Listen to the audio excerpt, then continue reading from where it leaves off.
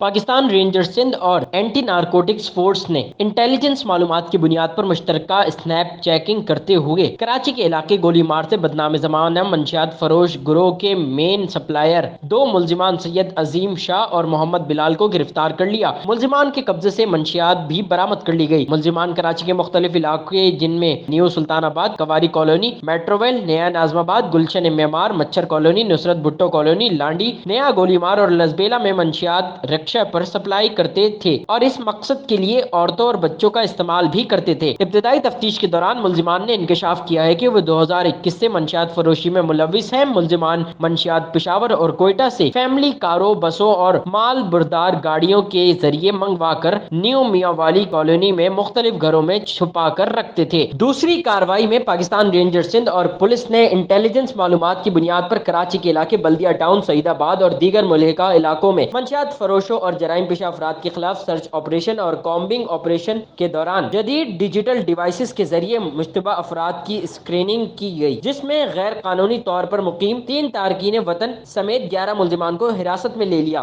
ملزمان کے قبضے سے اسلحہ، ایمونیشن و دیگر اشیاء بھی برآمد کر لی گئیں، جن میں 2 عدد 9mm پسٹل بما 3 راؤنڈ، 1 عدد 30 بور پسٹل، 1 عدد شراب کی بوتل اور 1 عدد رکشہ برآمد کر لیا گیا۔ گرفتار تمام ملزمان کو بما، اسلحہ، ایمونیشن اور مسروقہ سامان مزید قانونی کارروائی کے لیے پولیس کے حوالے کر دیا گیا ہے۔ سید نعمان گل، C110 نیوز، کراچی۔